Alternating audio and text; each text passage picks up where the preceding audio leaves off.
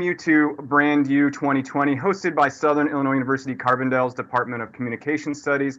This session is sponsored by the generous donations of our alumni and sponsors, Communication at Work, LLC, and Southern Illinois University College of Liberal Arts. I am Craig Ingstrom, the undergraduate director of the Department of Communication Studies here at Southern Illinois University. For those attending for class credit, please note that the link for credit will be placed at some point in the chat, and a verbal indication will be given to you so that you can get your credit. On behalf of the faculty, staff, students, alumni, friends, and today's speaker, I would like to welcome you to the session Training Development 101 with Kevin Rufty. Saluki Isaiah Carrington will introduce today's speaker. Hi, I'm Isaiah Carrington. I am a first-year master's student in the Department of Communication Studies. Our speaker today is Kevin Rufty. Kevin is a certified trainer and director of training at Clean Juice. Kevin is an inspirational learning and development leader with outstanding communication, relationship building, management, and influencing skills. As a results-driven professional that can lead effective teams and excel independently, Kevin is able to develop and simplify strategic training solutions that increase knowledge retention and decrease the time to proficiency for learners at all levels of an organization. Kevin was named one of Training Magazine's top 25 emerging training leaders for 2019.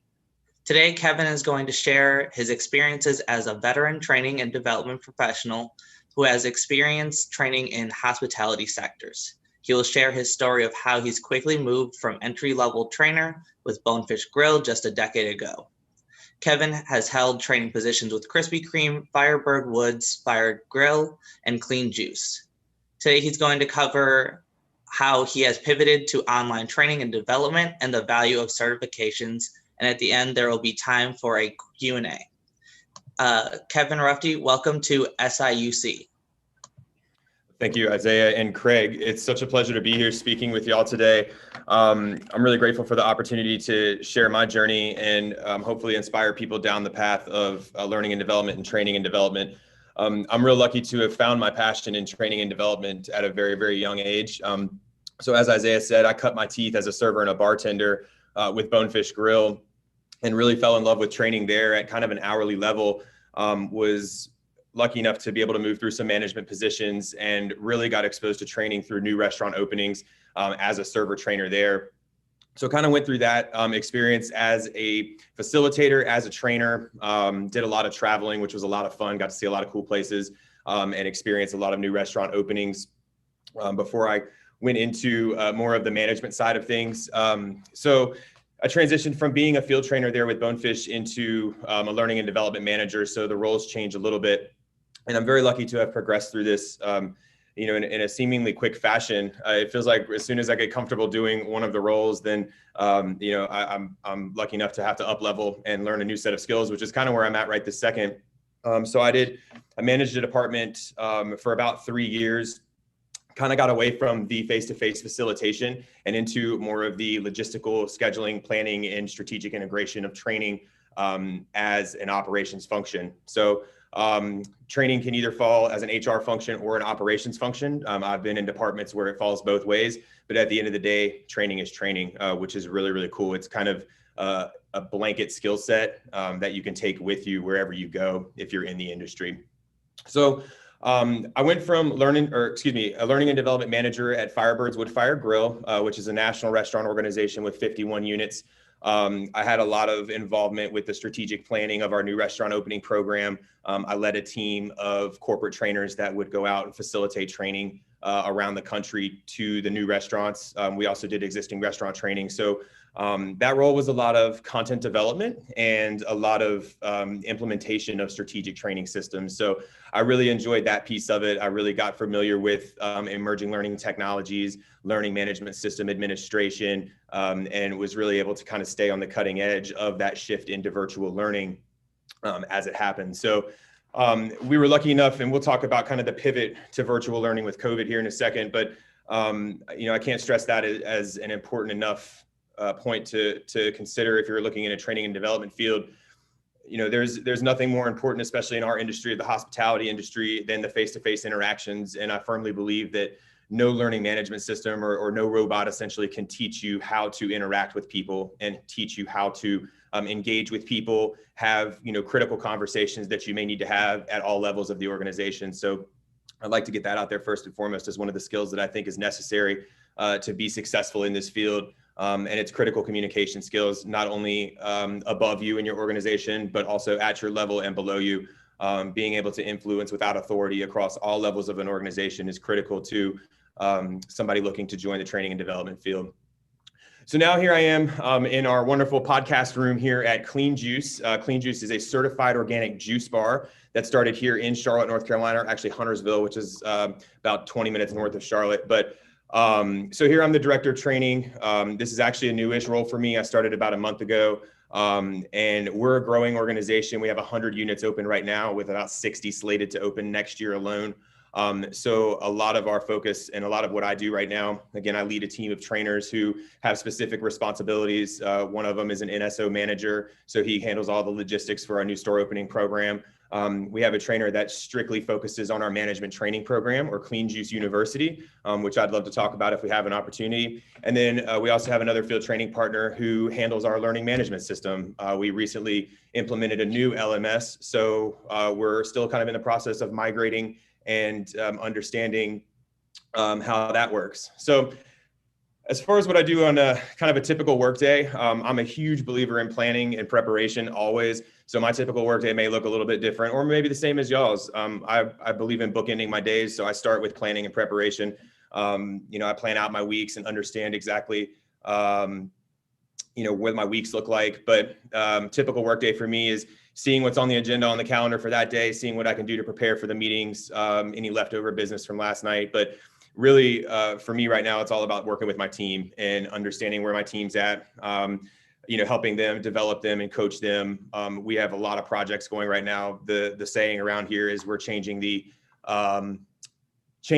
tire going 80 miles an hour. So there's a lot of things going on, which is great, but communication is key. So really, from a leadership standpoint, I'm looking to inspire my team to do the best that they can do with what we're given right now. And, we've got we're lucky that we have a good bit of budget dollars for things like emerging learning technologies. And we are able to do a lot of our research and development for product innovation. So this role in and of itself is, yes, a director of training role, but I also do a lot on the product innovation side as well, which is pretty cool. So research and development of new menu items, understanding how that fits into the cost of goods, and then at the end, selling it to our franchise partners and understanding, how those products are really going to drive sales and drive guest experience.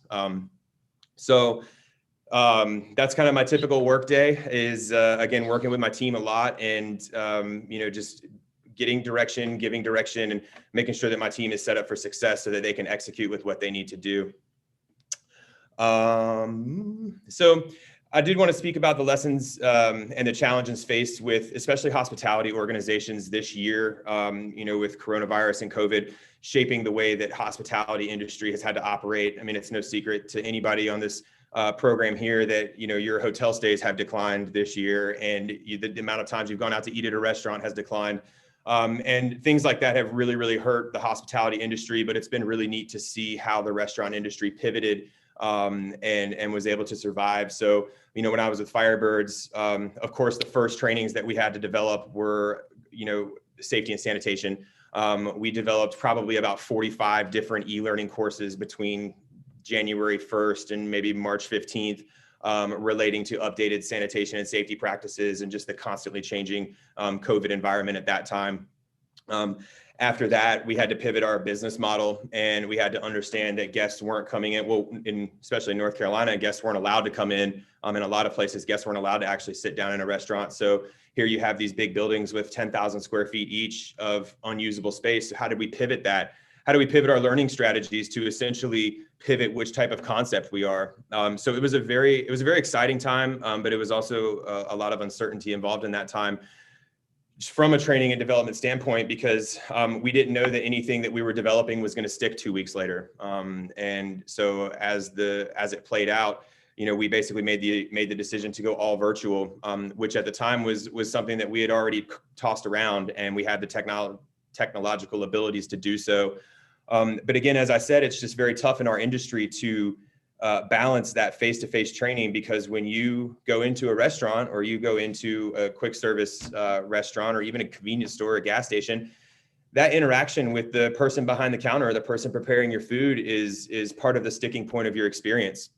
And again, you can't be taught how to interact with somebody face-to-face without those specific role plays and without those, again, face-to-face live training. So we had to figure out a way to still communicate the necessity for great guest experience and great hospitality while pulling back on our capability to deliver that training in store and in person. So I'm happy to answer any questions about the kind of the virtual switch over to that. But that was a big pivot that we've all had to make. And I firmly believe that COVID changed the food and beverage industry permanently, and the training side of food and beverage industry. But some of the cool things that we're exploring now, again, with emerging learning technologies, would be the introduction of augmented and virtual reality. So, to kind of wrap up my little description of where I'm at and how my training and development story is kind of where we're going, right?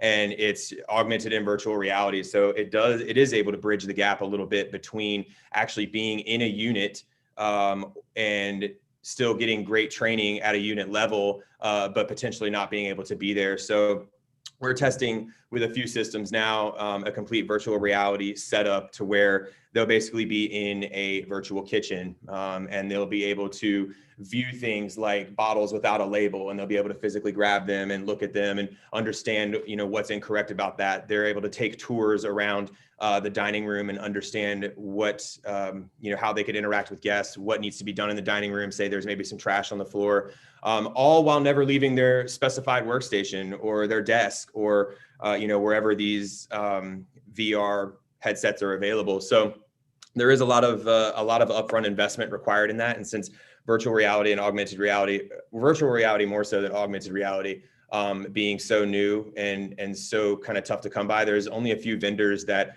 really get it right. So that's kind of where the future of training is going from where we see it, and from where we're headed, is kind of into that more virtual and augmented space.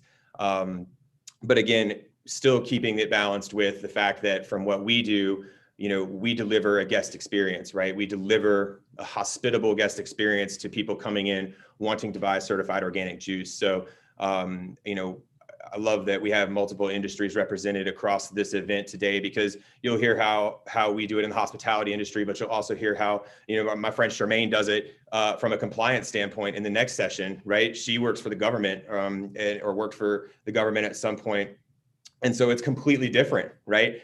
So it's really neat that y'all are here. But anyways, Craig and Isaiah, that's all I have for just kind of a brief overview. I'd love to answer some questions now and elaborate on anything I just said.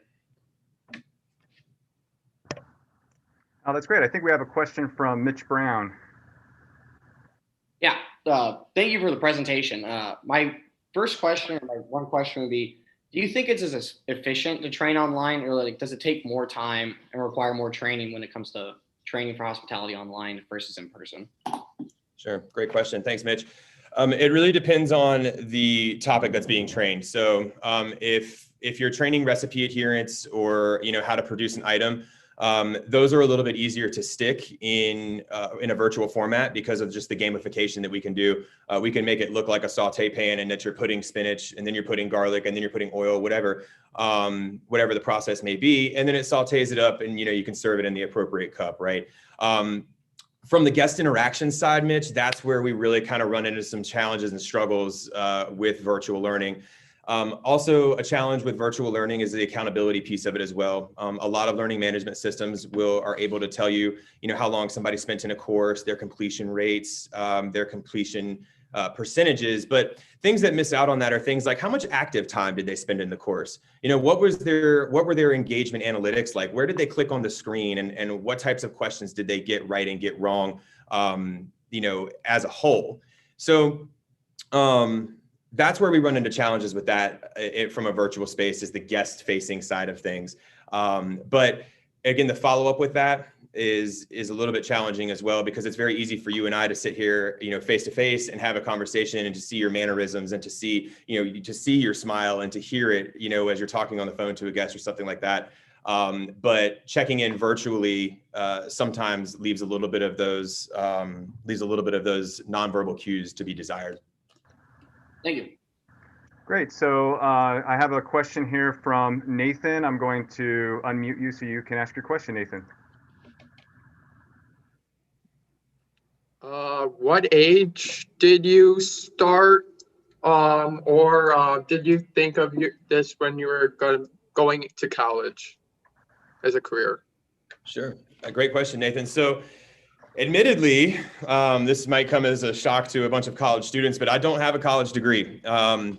And I went back and forth on that for a very long time. And I finally just decided to put the pedal to the metal and pursue some certifications and just work as hard as I possibly could to kind of make up for that. So I realized that this is what I wanted to do probably when I was about 19 or 20. So around college age, I was working at that point as a server and a bartender, doing a lot. I love the hospitality industry, love food service. And, at that point, those jobs paid my bills, right? I got cash every night. I didn't really think anything was going to come of it, but it really took a couple of great people, great leaders that I had there to really realize that training potential in me. So they kind of realized it before I did. But once I started really focusing on, how much I enjoyed seeing people succeed as, a new server. Also, once I realized that the better that I trained them, the easier it was to do my job. Those were all things that really kind of started, getting me into training. But the first point that I made is just seeing that moment where somebody's like, bing, I get it, is really kind of like why I do it. And that's when it kind of clicked for me. So a big part of management is also training and development. So when I was a manager, really around 21 is really when I kind of started to hit my stride with training and development. And then now I've been in the industry for probably about 10 years, if you count the hourly positions that I've had as well in progressive roles and learning and development. Okay, so I have a couple other questions here just in the chat. One of them I think is a really good follow-up question, and that is, how did you what advice, would you give to college students today or people their age if they're just starting out? Yeah, sure. So don't underestimate the power of hard work is like the first thing. And also kind of respect the journey and the grind. I'm the type of individual, delayed gratification is really hard for me. So I want to be the best immediately right now. And in this industry, it's just not like that. So there's two kind of critical skills that you have to have as a trainer starting out. One of them is communication in its complete overarching sense, written communication, verbal communication, and then again, being able to communicate at all levels of an organization. But then influence without authority, right? So a lot of training and development, you're giving recommendations to people on ways to decrease the amount of time it takes them to become proficient at something, or you're giving recommendations on a best practice. But a lot of times you're not these people's boss. And so it's really hard for some people to kind of bridge that gap of saying, okay, you have to do this, and telling them that, versus taking it from a training perspective and saying, okay, well, this is why you want to do this, and here's the reasons why this will make you more successful. So that influence without authority is critical to people starting out in training and development. I would say that, and communication above all, and then with the hard work as well. You don't know how happy I am that you're talking about the importance of effective communication and learning to write well verbally, speak well orally, which is a topic that we cover a lot in our courses, and specifically in the business and professional communication course. So, which there's a lot of students here today from that course. So I'm really glad that you're mentioning that. To kind of circle back, one student did have a question, or Riley had a question. Is it hard to secure a job nowadays in talent development, training and development without a college degree? How does that impact maybe your competitiveness for jobs, if at all? So if you could maybe talk a little bit about that. Sure, that's a great question. And so again, it's something that I've gone back and forth on probably for the better part of 8 years now or so, or the time that I've been out of school. So there's a point on the graph, I'm convinced, that your experience outweighs the piece of paper, the degree that you have. And then there's also a period where those things go in conjunction. The way that I did it is I don't recommend it, right? And I tell students, and I encourage people to go to school and get their degree, because it is harder for somebody with no degree to get a job in this industry, if I'm being 100% honest. I've faced challenges, earlier on at lower levels. I faced challenges like that, and trying to get into the management side of things. I faced those challenges of not having those, not having the courses that Craig teaches, or that, these wonderful instructors give you the knowledge on, and that's what you get certified on, right? So I had those challenges because a lot of the competitors had the degrees, but I promised any hiring manager that I ever talked to that I would outwork, and my effort would always be 100%, 110% higher than any of those other people, to try to give myself a competitive edge. And I live by that. Given enough time, right, and enough leeway, I will outwork and outproduce anybody that I'm up against. I promise, right? And that's just the relentless nature of who I am. But the best way to go about it without a degree that I found is to kind of fall into it like I did. Pivot in companies that you're already in, because subject matter experts, right, a lot of times fall into trainer roles. So I was a subject matter expert at restaurant management, restaurant operations, and I just so happened to be able to speak at all levels of the organization and communicate effectively. And my executive presence in the boardroom was what they were looking for. So all of that culminated into a decent trainer at some point. So it's kind of multifaceted, that question, and it's just such a deep question. But at the end of the day, it is tougher to get into this industry without a degree, and especially talent development as a whole. Some of the certification work that we do with things like the APD assessments or APTD assessments and cut score determinations and all that. There is a lot of science and a lot of business backing that needs to be had in those types of sessions that are 100% helpful for the college degree. Yeah, and just so people understand, the APTD is the Associate Professional in Talent Development through the Association for Talent Development. And you can read more about what Kevin has been doing and his certifications like the CHT by going to the Brand New website, looking at his bio. There's links to his social contacts. So if you want to reach out to him, we're going to continue forward with asking questions here. And I want to encourage you, if you want to ask the question, vocally, go ahead and raise your hand and I will call on you. Otherwise, keep putting them in the chat. And just to encourage all kinds of different questions, I'm going to ask another one that's a little bit different. It's asking you, Kevin, to kind of predict things that might be out of your subject matter expertise. And that is, when do you think the restaurant industry is going to bounce back from COVID? Another great question. So the question that I would ask back to that would be, what segment of the restaurant industry?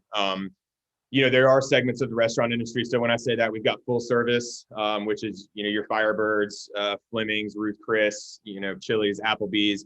And then you've got your QSRs, right? Chipotle, Which, Clean Juice, all these. So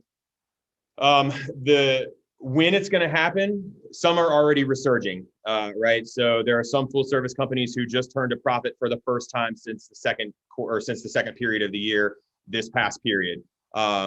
There are some companies, as you'll see, that are completely redesigning their interior and exterior space. Buffalo Wild Wings is a great example of innovation in that space. They're completely redesigning their interior space. You're going to see a lot of these full service concepts pivot towards more third-party delivery service, catering, off-premise dining, family meals, because especially as the weather gets colder, and I know in North Carolina, we're on the rise again with positive cases of coronavirus. People are going to have to continually pivot. So as a win, you'll start to see some of these things be released very, very soon. Obviously, companies can't just sit still and not do anything, but you're already starting to see Topgolf as a great example. I know it's not exactly a restaurant industry, but it is a hospitality venue. They have an open air concept that they're debuting that has a complete mini golf course, and every single bay is socially distanced. All of the tables and the bars are all socially distanced out of the gate, right? So should this continue, they're going to open that as a concept and test it as a proof of concept. So we're looking at probably about a 6 month resurgence of full service restaurants. If I had to put a conservative guess on it, But you have to understand there's a lot of restaurants right now that are in just such bad shape that anything that you can do to support them will help them resurge, and will help their resurgence back into the green, essentially. But I would say 6 months before we start to see any movement there, at least in full service. Yeah, and just so you know, that question came from Benjamin Harvey. Just wanted to give a shout out to the students asking questions or participants asking questions. And what you just said to me sounds like, though, there's going to be lots of opportunities for talent development, training development, because anytime you're redesigning, coming up with new concepts, I mean, this is just training. If you're going to have people going to serve family meals, it's a whole different training than if you're serving in a restaurant, correct? 100%. And just to kind of go into that a little bit more, Craig, it's a gold mine of training opportunities because of all the new things that are the new systems, the new processes, the new layouts. I mean, it is an absolute gold mine of training. And so, not to capitalize on that time, but if you are looking to be in the training and development field, there is a massive need for those types of things. And, here at Clean Juice, we're lucky to continue to grow. So we need more trainers just because our infrastructure requires it.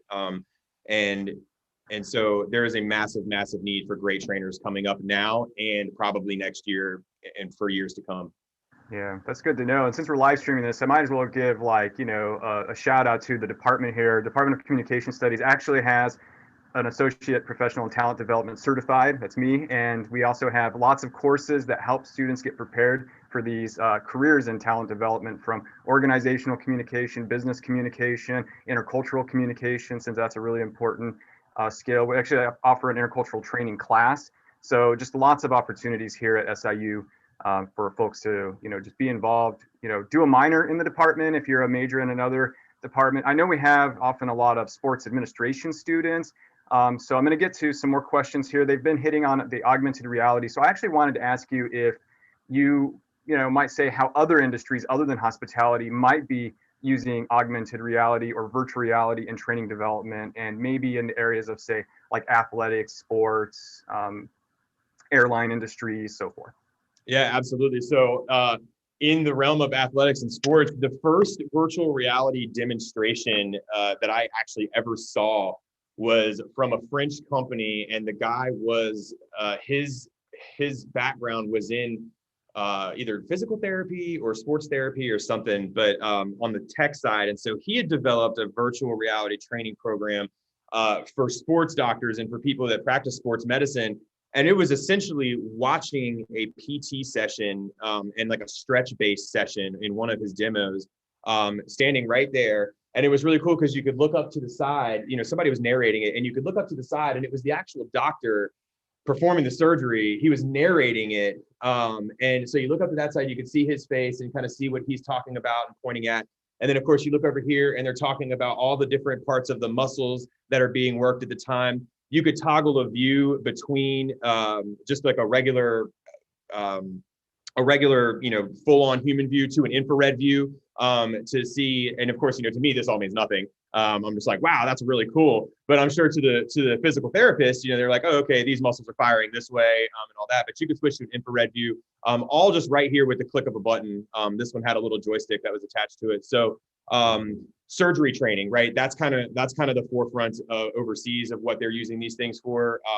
And it was really, really cool to be able to see that process done. I know firefighters and emergency personnel are using these things to, have scenarios of going into a house filled with smoke and rescuing a person who is, incapacitated due to smoke inhalation.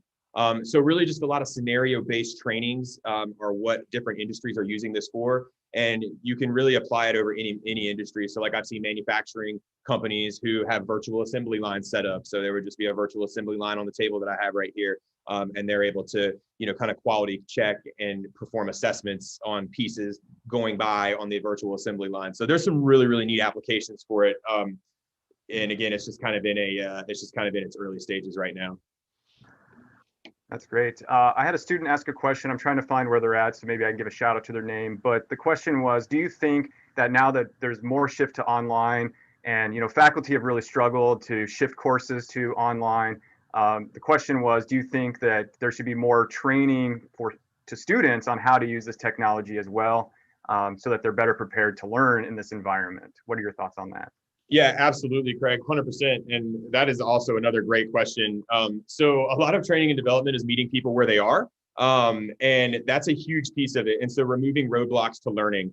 And if they can't access the LMS or there's technological challenges just because it's a brand new system, then that's a massive interference in the learning capability. So we're actually kind of going through that right now with our LMS transition. We've got a different URL, we've got different places that content is. And so all of our learners are having to basically retrain themselves how to learn using the software. So it's almost like a meta-analysis really of learning how to learn or learning how to use the learning software. But it's critically important. And I highly recommend anybody that's going to go through any type of implementation, rollout, or strategic integration of a learning management system or an HR implementation system or an LCMS, make sure that your learners and that your target audience is fully aware and trained on the new system before it even releases, because that is a surefire way to get 0 people to view your e-learning courses is if they have trouble logging in or if they have trouble viewing it or whatever. Yeah, navigation, all of those kinds of things. So I'm really glad that you mentioned that. This question was from Madison Engel. And, just so you know, I think personally, one thing that's important at universities, and we haven't really done well here, in my opinion, is some standardization across courses, in the learning management system, but also having something like an EPSS, which is the Electronic Performance Support System. The best way to describe this, at least in the online environment, is sort of where you get walked around a screen on how to point and click on things as a reminder. So I think those would be great technologies to adopt in higher education, which hasn't been fully adopted. Some other questions here that we have from students relate to, a little bit of soft skill training. So I wanted to get to that question. This comes from Samuel Ramirez. And the question is, when doing trainings through Zoom, Skype, Teams, how do you cover teamwork and bring groups of people together to work more efficiently? What kind of activities do you do? I think they're trying to get ideas maybe for teaching here. So first off, which platforms are you using? That would be the first question for me. And then that question, how are you doing the sort of team development in the online environment? Sure. So we'll talk about platforms first. Here we use the G Suite, the Google suite of products. So a lot of our documents are created obviously with Google Docs, Google Sheets, and Google Slides. Traditionally, I've been a Microsoft person, so Excel, PowerPoint, Word, Skype for business. But my team utilizes Hangouts more than anything. We also utilize Zoom here as well when we have bigger calls to the company. But my team utilizes Hangouts, and it's kind of tough. Like we don't have any icebreakers that we normally do, or we don't when we do our weekly team huddles. But all of that is because of the relationship that we've built together. Now, I know that doesn't really answer the question, and it seems like what we're looking for is how to engage people in a virtual session, right? And how do we keep the team kind of together? And so the recommendations that I can give for that, I don't really have any. I read a lot of books, and my team reads a lot of books. And so that's kind of how we open our discussions. Like we have our little book club discussion about what we're reading and how it's applicable to what we're doing. But keeping people engaged, there's things, having a dedicated agenda and sticking to your agenda and making sure that your team is completely aware of what you're going to be talking about. Kind of relating back to the soft skills question, being able to lead a discussion and facilitate a discussion is probably an extremely important skill to have. And, you can facilitate a discussion right in front of this screen here or to people in front of you. We're lucky in this day and age with the advent of high definition cameras, it is a little bit easier to pick up on some of those nonverbal cues and some of that nonverbal communication that maybe you would miss out on a team meeting, right across from your team. Like, as y'all can see, I kind of talk with my hands a lot. So it's been nice to be able to, express myself that way and have them understand, kind of where I'm at just based on what my hands are doing. But having a dedicated agenda and just keeping everybody focused, but still having some good fun, right? So open up your meeting with your book club discussion. And again, as I talked about, I'm a huge believer in bookending basically everything we do. Everything has a beginning and an end because you can always control the beginning and the end. You can never control what's in the middle, but you can always control what's at the beginning and the end of your day. You can always control what's at the beginning and the end of your meetings. So, have those little things that you guys can talk about that may be just a good way to get the conversation started. And just as this conversation continues to roll with questions, I feel like our team meetings continue to roll. Once we get them off on the right foot, and we start positively, then I'm lucky to have such a great team that they kind of take the conversation themselves. With the advent of HD cameras, again, we're able to be there in spirit more so than we would be without them. All right, and if you like that response, go ahead and give some kind of reaction to Kevin, thumbs up, throw something out there, clap for him, whatever it might be, so we can actually get some interaction going on here. Would there be a skill in facilitation, like if you could name one skill in facilitation that would make you a great facilitator, what would it be? One skill for facilitation. Well, the first thing is don't throw out a stump question, I guess. I'm doing a terrible job at that. That's funny. It's really tough, Craig. I really want to go back to the influence without authority, and really just almost salesmanship is kind of where I go to, because all of that, like, to be a great facilitator, right? Like, Craig, you're a great facilitator. I know this. And, to be a great facilitator, it's body language. You're smiling, you're making eye contact with the team.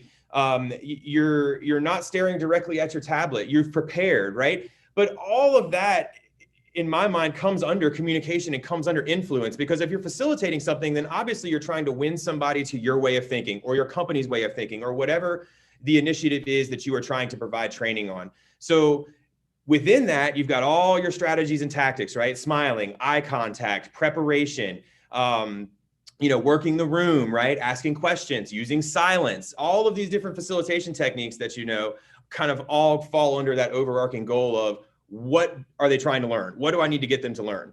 And so also the other skill is always start with the why and the what's in it for me, WIIFM. I always start every piece of training like that, because people are way, way, way more apt to believe what you're saying when they understand how it's going to benefit them in the long run. They're way more apt to participate in your e-learning courses and get your utilization rates up if they know that it's going to benefit them, if they know it's not going to be a waste of their time and it's going to be impactful. So that's for the facilitation piece of it. I would go back to influence without authority, but also with the caveat of all of the other kind of public speaking skills for facilitation underneath there. Great. I have a question from Ashley Wood here. What do you have to do differently in your struggles, in your training since you went online? So what have you had to kind of sort of do differently? How have you pivoted maybe? Sure.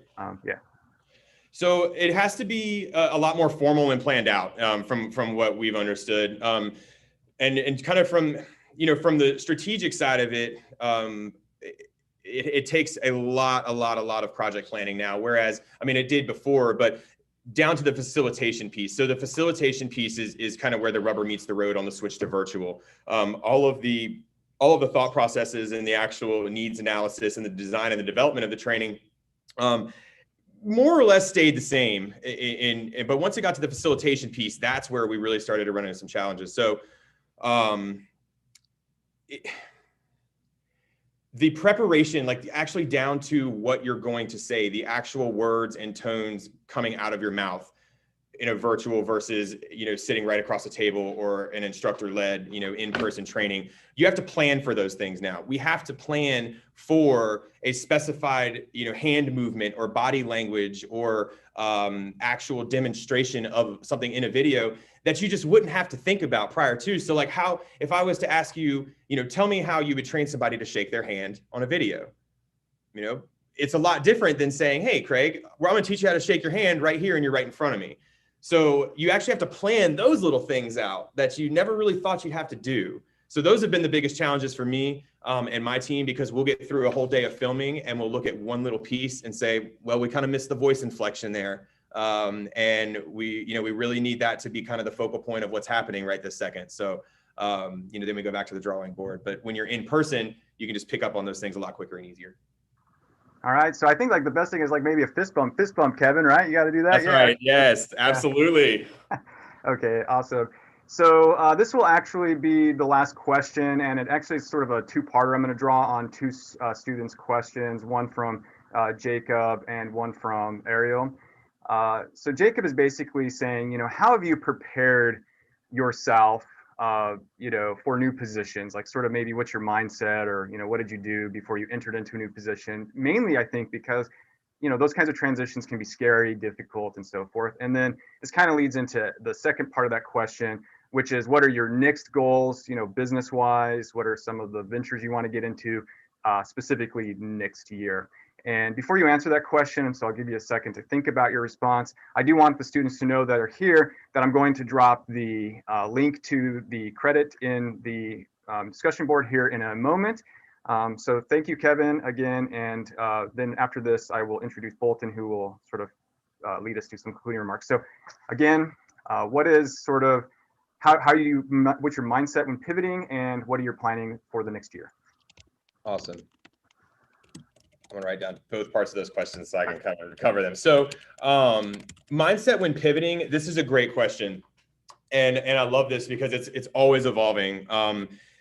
And I always challenge myself to keep these good mindsets. So my number one piece of advice that I give, or not advice, but just thought that I have, is become okay with being uncomfortable.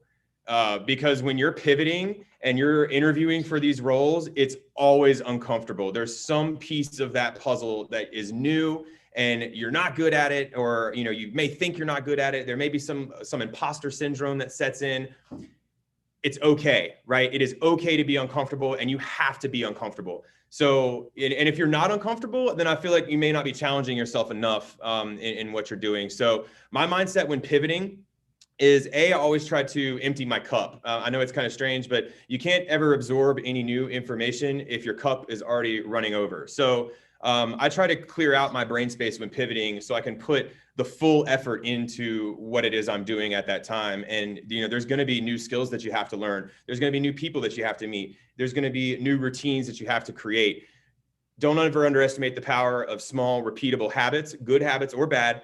And then also don't underestimate the amount of time that you're going to be uncomfortable and that you're going to be a learner in that learning phase, meeting new people, learning new content, learning your new organization, or learning your new role. Admittedly, I'm still in that phase right now. I'm in my first month of being here. So I'm still have a lot to learn at this level and just in this organization. But it's okay because I give 100% every day.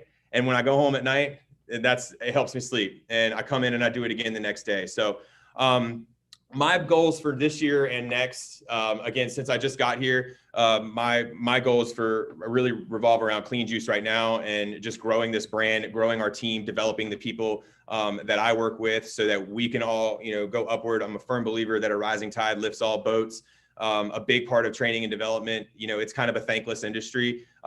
Shedding credit to your team has been a really, really key, I guess, factor in my success as a leader, letting them have all the credit for everything that they do because they work really hard. So my goals for this next year are developing my team to get them to different levels, to get them into new things. Again, we have 60 slated to open next year. I'd love to open 75. And professionally, we talked about, Craig, I'll probably pursue the certified professional and talent development, which would be the next step up from the associate professional and talent development that I have now. So that's kind of a personal / professional goal of mine for next year.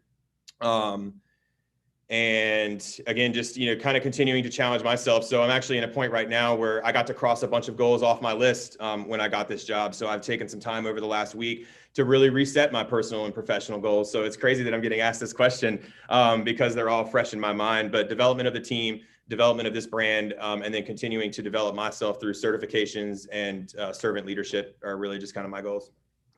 It's awesome. Great to hear that. And I wish you luck in all of those little adventures that you have going on. I also like that at the start of this, you kind of typed out notes. One thing we try to coach to students is to, take a second to write down a couple of, notes to make sure that you stay on point as you're responding, especially in job interviews and those kinds of things. So I love that you demonstrated that. At this time, I'm going to ask Saluki Bolton Morales to say a few final words. All right. Hello, my name is Bolton Morales. I'm a fourth-year PhD candidate.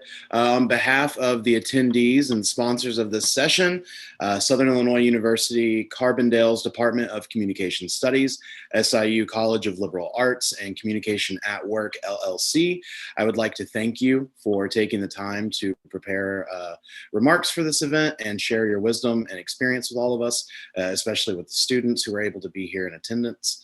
I know that I especially appreciate appreciated the comments that you had, particularly sharing your story on how you got to where you are now, your experience navigating the industry with and without a degree, in terms of how you gave advice and things of that nature. And then lastly, the importance of communication, and then that phrase influence without authority. That's something I don't think I had really heard before. And so I know I'm going to definitely kind of put that in my pocket as something to try to remember, because I think that that's a very important piece of information. So I know that personally, I'm going to use this in my own experiences as a trainer and facilitator to strengthen my own training and development skills. And I really appreciate the industry knowledge that you shared with us in terms of learning management systems and virtual learning. I think all of that was super helpful and insightful. So please accept our virtual handshake and the forthcoming thank you card as a gift of, as a token, as of our gratitude. So appreciate it, and thanks for being here. Thank you, Bolton, and thank you, Craig, and everybody for attending. Really appreciate it. If I didn't get a chance to answer your question, you're more than welcome to reach out to me on LinkedIn. It's just LinkedIn at Kevin Rufty. Please reach out to me, connect with me there, and good luck to everybody over the course of this next year and throughout the course of your lives. I'm here to help if you need anything. Let's go watch our friend Charmaine in the next session. That's going to be a fun one. For sure. For those